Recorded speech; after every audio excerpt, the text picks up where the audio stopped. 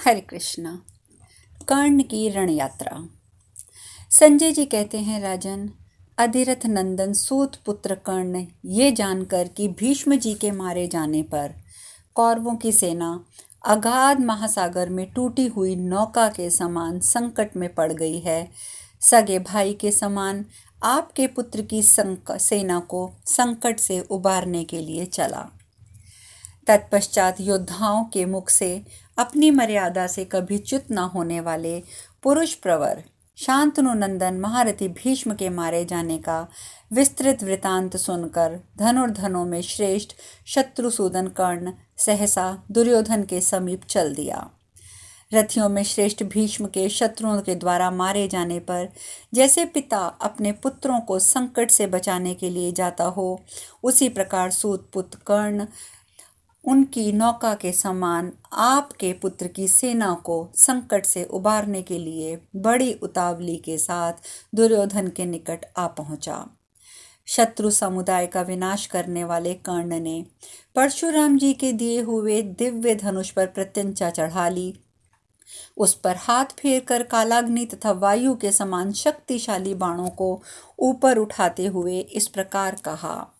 कर्ण बोला, ब्राह्मणों के शत्रुओं का विनाश करने वाले तथा अपने ऊपर किए हुए उपकारों का भार मानने वाले जिन वीर शिरोमणि भीष्म जी ने में चंद्रमा में सदा सुशोभित होने वाले शश चिन्ह के समान सदा धृति, बुद्धि, पराक्रम, ओज, सत्य, स्मृति, विनय, लज्जा, प्रियवाणी और अनुसूया अर्थात दोष दृष्टि का अभाव, ये सभी वीरोचित गुण तथा दिव्यास्त्र शोभा पाते थे।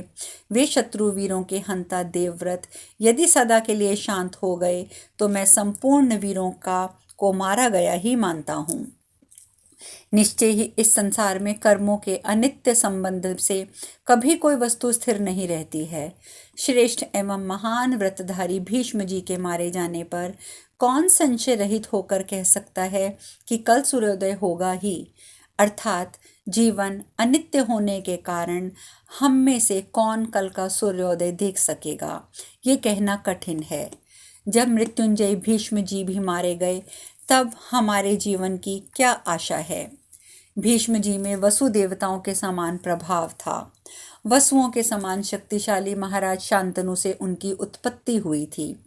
वे वसुधा के स्वामी भीष्म अब वसु देवताओं को ही प्राप्त हो गए हैं, अतः उनके अभाव में तुम लोग अपने धन, पुत्र, वसुंधरा, कुरुवंश, कुरुदेश की प्रजा तथा इस कौरव सेना के लिए शोक करो।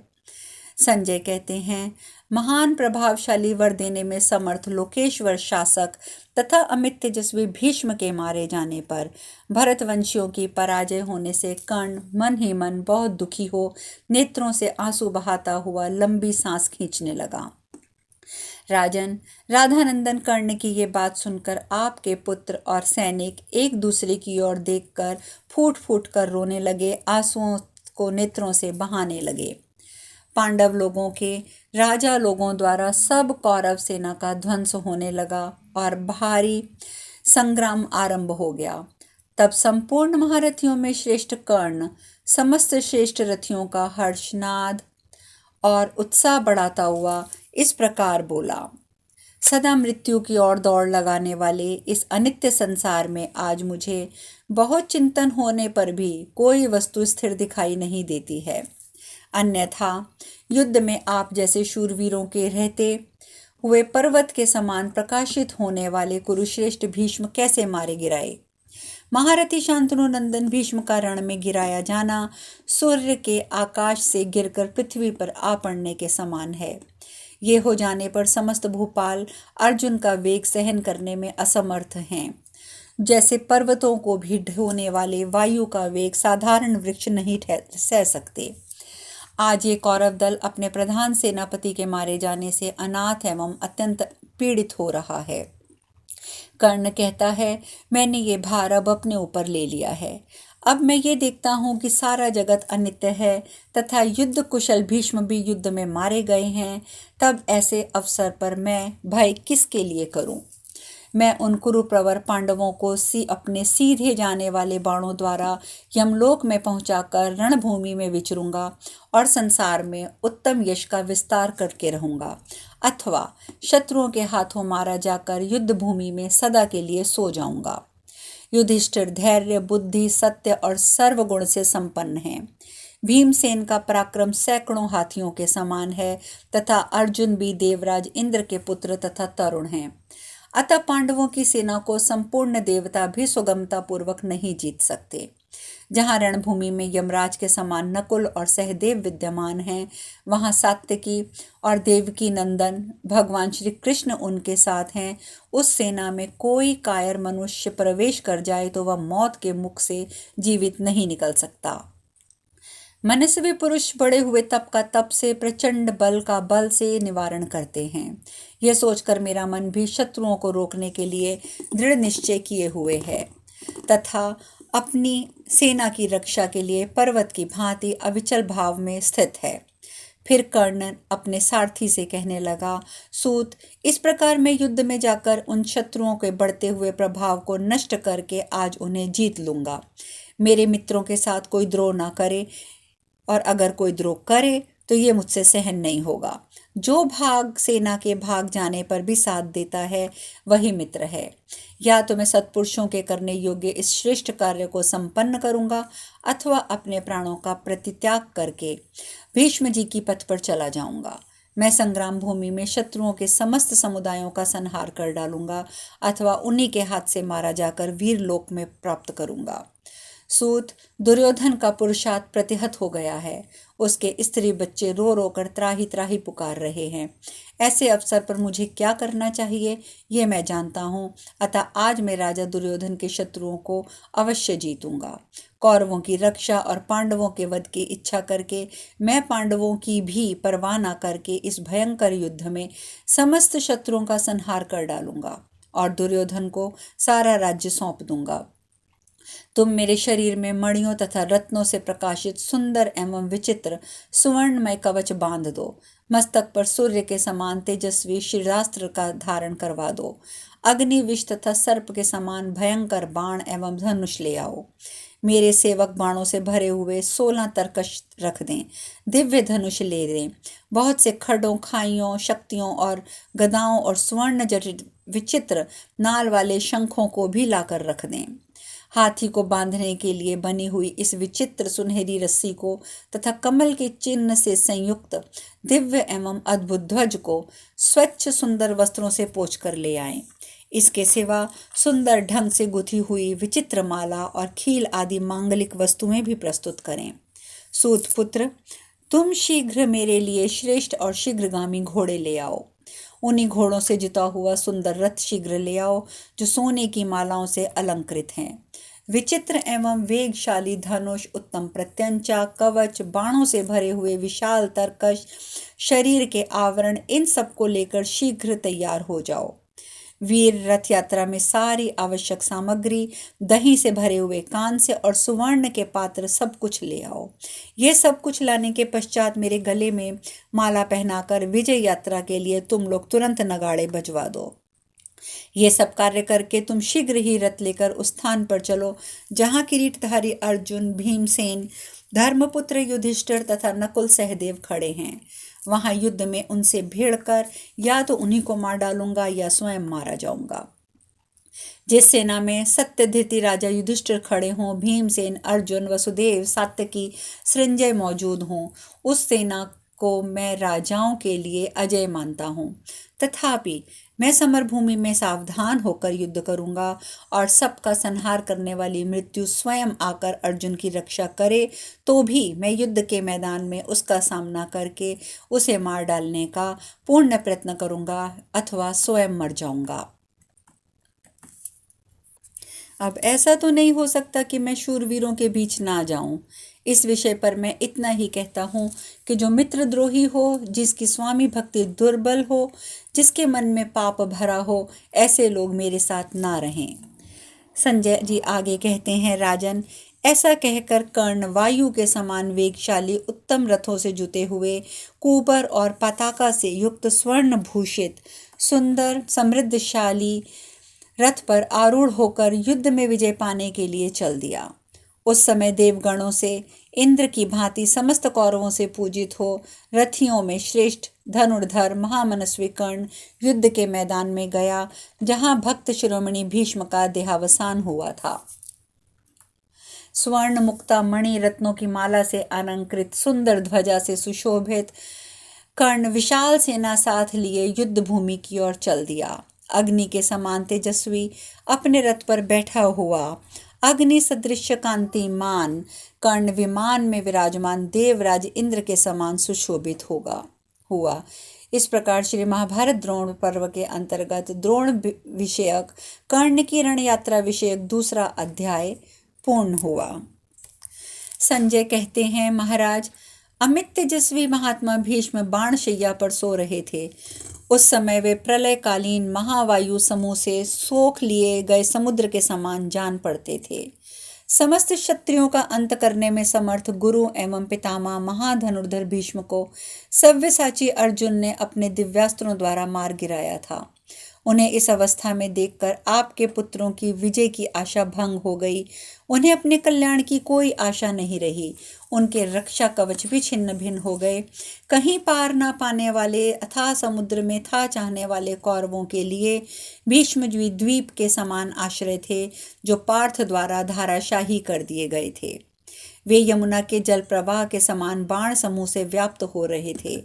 उन्हें देखकर ऐसा जान पड़ता था मानो महेंद्र के असह्य मैनाक पर्वत को धरती पर गिरा दिया हो। वे आकाश से च्युत होकर पृथ्वी पर पड़े हुए सूर्य के समान तथा पूर्व काल में वृतासुर से पराजित हुए अचिंत्य देवराज इंद्र के सदृश प्राप्त हो रहे थे। इस प्रकार से वे अर्जुन के बाणों से व्याप्त होकर वीर शैया पर सो रहे थे। उन भरतवंशी वीर पुरुष प्रवर भीष्म को उस अवस्था में देखकर अधिरथ पुत्र महातेजस्वी कर्ण अत्यंत आर्त होकर रथ से उतर पड़ा और अंजलि बांधकर अभिवादन पूर्वक प्रणाम करके आंसुओं से गदगद वाणी में बोला, भारत आपका कल्याण हो। मैं कर्ण हूँ। आप अपनी पवित्र एवं मंगलमय वाणी द्वारा मुझसे कुछ कहिए और कल्याणमय दृष्टि द्वारा मेरी ओर देखिए। निश्चय ही इस लोक में कोई भी अपने पुण्य कर्मों का फल यहाँ नहीं भोगता है, क्योंकि आप वृद्धावस्था तक सदा धर्म में तत्पर रहे हैं, तो भी यहाँ इस दशा पर धरती पर सो रहे हैं। कुरुश्रेष्ठ, कोश संग्रह, मंत्रणा, व्यूह रचना तथा अस्त्र शस्त्रों के प्रहार में आपके समान कौरव वंश में कोई दूसरा नहीं है, जो अपनी विशुद्ध बुद्धि से युक्त हो समस्त कौरवों को भय से उबार सके। भरत श्रेष्ठ, आज से क्रोध में भरे हुए पांडव उसी प्रकार कौरवों का विनाश करेंगे जैसे व्याघ्र हिरणों का।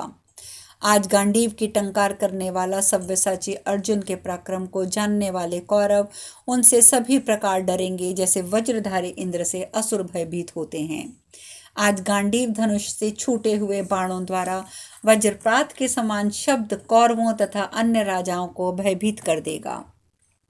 वीर, जैसे बड़ी बड़ी लपटों से युक्त प्रज्वलित हुई आग वृक्षों को जलाकर भस्म कर देती है, उसी प्रकार अर्जुन के बाण धृतराष्ट्र के पुत्रों तथा उसके सैनिकों को जला डालेंगे। वायु और अग्निदेव, ये दोनों एक साथ वन में जिस जिस मार्ग से फैलते हैं, उसी उसी के द्वारा बहुत से तृण वृक्ष लताओं को भस्म कर जाते हैं।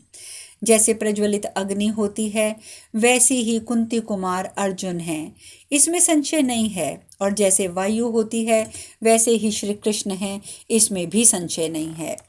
बजते हुए पंचजन्य और टंकारते हुए गांडीव धनुष की भयंकर ध्वनि सुनकर आज सारी कौरव सेना भयभीत हो उठेगी।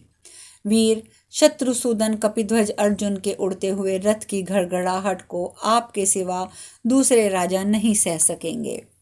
आपके सिवा दूसरा कौन राजा अर्जुन से युद्ध कर सकता है? मनीषी पुरुष, जिनके दिव्य कर्मों का बखान करते हैं, जो मानवेतर प्राणियों, असुरों तथा दैत्यों से भी संग्राम कर चुके हैं, त्रिनेत्रधारी महात्मा भगवान शंकर के साथ जिन्होंने युद्ध किया है और उनसे उत्तम वर प्राप्त किया है, जिन्हें पहले आप भी जीत नहीं सके, उन्हें आज दूसरा कौन युद्ध में जीत सकता है?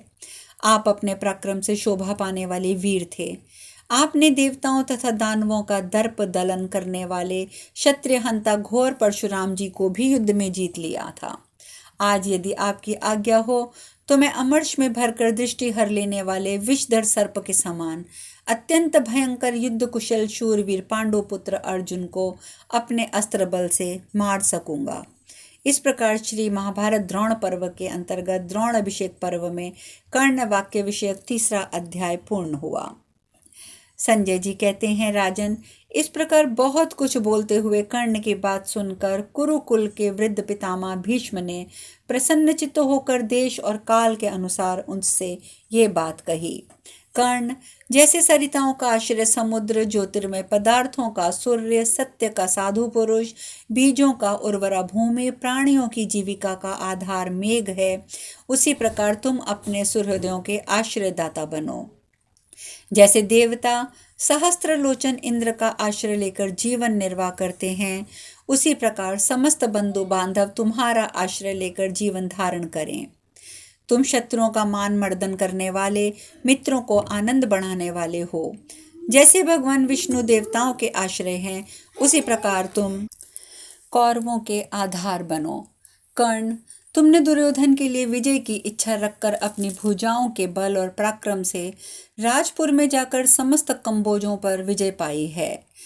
पूर्व काल में तुमने हिमालय के दुर्ग में निवास करने वाले रणकर्कश किरातों को भी जीतकर दुर्योधन के अधीन किया था। इसके सिवा और भी जहां तहां संग्राम भूमि में दुर्योधन का हित चाहने वाले तुम महापराक्रमी शूरवीर ने बहुत से वीरों पर विजय पाई है। कुटुंबी कुल और बंधु बांधवों सहित दुर्योधन जैसे सब कौरवों का आधार है, उसी प्रकार तुम भी कौरवों के आश्रयदाता बनो। दुर्योधन की तरह तुम भी मेरे पौत्र के समान हो। धर्मता, जैसे मैं उसका हितैषी हूँ, उसी प्रकार तुम्हारा भी हूँ। संसार में यौन कौटुंबिक संबंध की अपेक्षा साधु पुरुषों के साथ की हुई मैत्री का संबंध श्रेष्ठ है, यह मनीषी महात्मा कहते हैं। तुम सच्चे मित्र होकर ये सब कुछ मेरा ही है ऐसा निश्चित विचार रखकर दुर्योधन के ही समान समस्त कौरव दल की रक्षा करो। अब शेष कथा कल। हरे कृष्णा।